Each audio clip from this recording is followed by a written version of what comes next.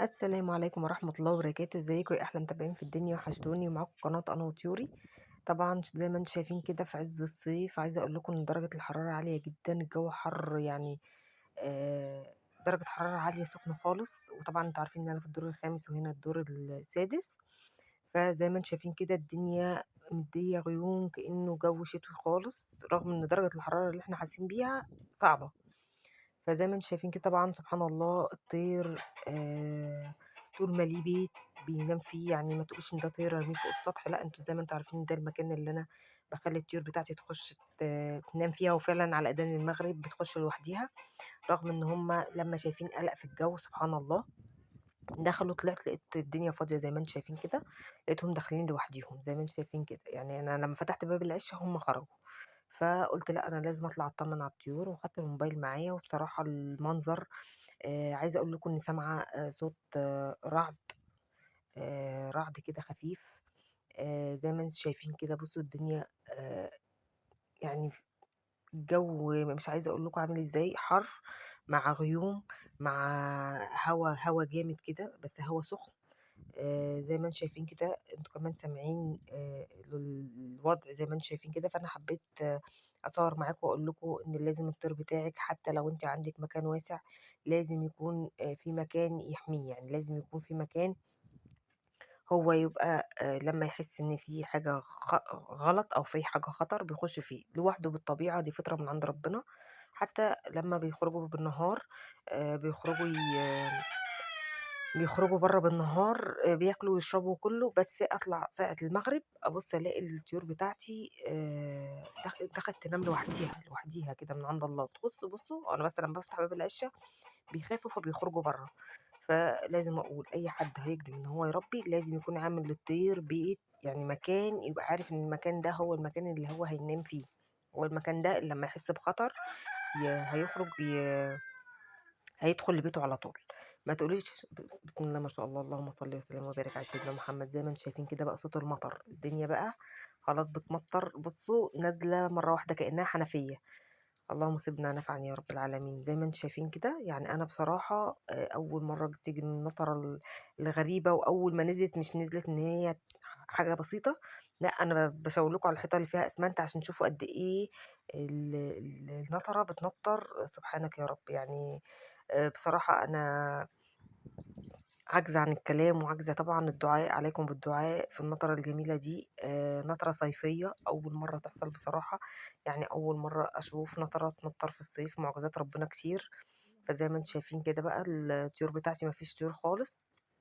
زي ما أنتم شايفين كده بقى رعد وبرق بقى و وزي ما أنتم شايفين هو يوم يعني سبحانك يا رب. من الصبح وهو الدنيا كانت مغيمة، وكان في زي موجة ترابية كده، الجو كان أصفر خالص. بصوا النطرة غسلت الحيطة. أنا باحاول أورّي لكم الحيطة، لإن بصوا على الأرض. يعني أكيد أنتم كمان سامعين صوتها، سامعين الصوت القوي للنطرة زي ما أنتم شايفين كده. وبصراحة السنة دي قبل كده كان حصل برضك في يوم تاني، بس ما كنتش لحقت أصوّر، بس ما كانش بغزارة النطرة دي. يعني زي ما أنتم شايفين بصوا النطرة كان حتى يعني في قبل كشفوا العِشّة اتغسلت من النطرة.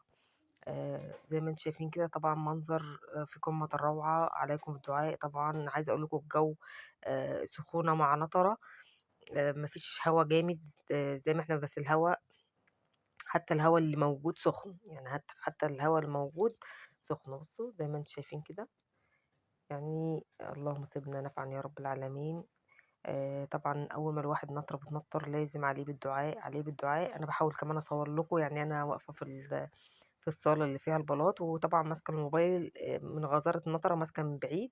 فباحاول بقدر الإمكان إن أنا أصوّر لكم المنظر والطبيعة. وطبعًا صوت النطرة سايبة الصوت شغال عشان تسمعوا صوت النطرة زي ما أنتم شايفين كده. يعني حاجة بصراحة ربنا يغفر لنا كلنا ذنوبنا يا رب العالمين. ده النطرة دي طول عمرنا بنسمع عن النطرة دي خير. وبصراحة أول مرّة تحصل أشوف في الصيف درجة الحرارة. عايزة أقول لكم إن أنا في الدور الخامس، يعني لسه ما بدأناش الصيف الجَد، بس درجة الحرارة كان فولت غير طبيعي. يعني الجو ده جو بصراحة جامد زي ما أنتم شايفين كده. بصوا المطرة، يعني اهي شايفين، يعني كل نقطة من نقط المطرة دي زي ما انتم شايفين جامدة خالص. حتى صوتها باين، يعني حتى الصوت بتاع المطرة باين. طبعا البيوت اللي حوالينا بقى اللي عامل لغاية حمام والبيوت كلها. بصوا الهوا، لا إله إلا الله، لا إله إلا الله. زي ما انتم شايفين كده الهوا وقع المكتتين دول، أنا دايما بخليهم في السطح. بصوا الهوا بيطير. بصوا، سبحانك يا رب العالمين. بس أكيد شايفين النطرة وشايفين الوضع، يعني حاجة لا إله إلا أنت سبحانك إني كنت من الظالمين. شايفين النطرة بقى شدت جامد بقى، يعني هي بصوا، يعني انتوا شايفين بعينيكوا. طبعا الطير ده لو ما كانش ليه بيت وانت كنت سايباه كده على السطح ملوش مأوى، كان هيعيا منك، يعني كان هيموت، مش هيعيا، يعني كان هيموت. لكن انا طيري دخل بيته لوحده. سبحانك يا رب، دي فطرة من عند ربنا، بيفهم. دخل لوحده. بصوا عايزه اقول لكم ان الطبق اللي فوق العشه ده اتملى ميه، اتملى ميه. كان نفسي اصوره لكم، بس تاني يوم لما طلعت ما كانش معايا الموبايل، فما قدرتش اوريكم كميه الميه اللي في الطبق دي كانت قد ايه. زي ما انتم شايفين كده. بصوا النطره قويه بطريقه، يعني انتوا شايفين. بصوا حتى العشه بتاع الكبير اللي فوق الحضانه بتاعه الكتاكيت. بصوا العشه، الخشب بقى لونه ابيض من كتر النطره. زي ما انتم شايفين كده، يعني حاجه بصراحه معجزة من معجزات ربنا. النطرة دي هو يمكن نعمة من نعم ربنا علينا. النطرة ده خير. وبصوا الموكيت وقع خلاص على الأرض اهو، والدنيا اصلا طبعا محدش يقدر يقف تحت النطرة دي، جامدة خالص. أنا بحاول بقدر الإمكان، يمكن أنا كمان الموبايل بل مني شوية في النطرة دي. بس فإن شاء الله تصوير الفيديو النهاردة معلومة مهمة جدا هتربي ونويتي باسم مشيئة الله. لازم يكون الطير بتاعك، ما تقوليش لا ده هجيب شوية طير واحطهم فوق السطح واعمل لهم خيمة. خيمة هيجي حبة هوا زي دول هيوقعوها. ما كنتش تعملي آه، خ- عشة تمام كويسة، عشان انت معرضة يجي حبة هوا زي دول، ولا اي عاصفة، ولا اي نطرة. الحاجة اللي انت عاملاها هتقع والطير بتاعك هيموت. فدي روح انت لازم تحافظي عليها، زي ما بتاخدي منها خير لحوق بيض لحمة، لازم تحافظي عليها. ما تقوليش لا ده انا هعمل لهم دليلة كده وخلاص. طب انت معرضة لأي حاجة تيجي زي حالة الجو دي اللي جت على غفلة. الواحد لو مش مأمن حاجته مش هي، يعني لازم تحافظي عليها بقدر الإمكان.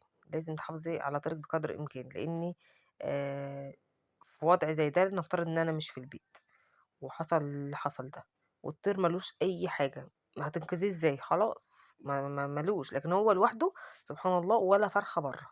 انا لما كنت بفتح العشة جوه كانوا بيطلعوا، عشان انا كنت بفتح العشة خايفين مني. لكن غير كده هم طول ما النطرة شغالة مفيش ولا فرخة طلعت بره خالص خالص. يعني زي ما انتم شايفين كده ما طلعوش خالص. وانا طبعا ما طلعت لهمش تاني، انا مطمنه عليهم ان لو في خطر او لو في اي قلق في الجو هم لوحديهم هيخشوا بيتهم. اللي هم كمان في درجه الحراره العاليه الصبح. طبعا النهارده اليوم ما كانش طالع له شمس خالص، يعني من ساعه ما صحينا لغايه تقريبا الوقت ده على العصر كده. احنا في توقيت العصر ما طلعش شمس خالص، يعني الجو سخن. حتى الهوا اللي جاي هوا سخن هبو كده، مش هوا. ما تفتكروش ان النطرة اللي موجودة دي ان احنا الجو في نسمة هوا خالص خالص. هي نطرة بس مع الجو سخن بجد. انا عايزة اقول لكم ان انا عندي تحت في الشقة مشغلة المراوح كلها شغالة، وفي طبعا التكييف يبقى شغال برضو. يعني ما تقوليش ان الجو النطره بتنطر والدنيا تمام بره في الشارع واحنا مكيفين. لا بالعكس، ده الدنيا والله العظيم هي اول مره بصراحه تحصل ان نطره في الصيف. دي معجزه من معجزات ربنا والحمد لله على كل شيء. كان لازم اصور معاكم النهارده حاله الجو دي واعرفكم معلومه مهمه جدا. هتربي طير، اعملي له بيت، اعملي له مكان قبل ما تجيبيه. هتربي طير، اعملي حساب الاكل اللي انت هتاكله له قبل ما تجيبيه. يعني انا ان شاء الله بمشيئة الله اذا حان المولى هجيب بمشيئة الله دفعة كتاكيت في شهر 8 او شهر 7، عشان انتوا عارفين ان انا بحب اجيب في 8 دايمًا، يعني في 7 أو 8.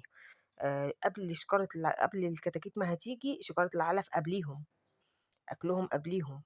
آآ أبقى عاملة حسابي الحضانة بتاعتهم أكون مطهّراها ومنضّفاها. أنتم عارفين الحضانة بتاعة الكتاكيت بتاعتي اللي هي تحت العِشّة دي، تحت العِشّة الكبيرة دي، تحت العِشّة دي في حضانة كتاكيت.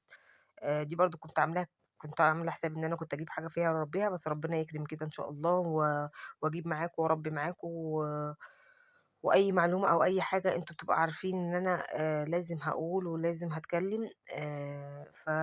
لإن ممكن في حد يكون بيتفرّج عليَّ ويعجبه الفكرة ويعجبه إن هو يربي. وفعلًا، فعلًا دي حقيقة، ده خير في البيت، ده خير في البيت. اللي عنده سطح ما يسيبوش فاضي، يجيب الطير ويربيه.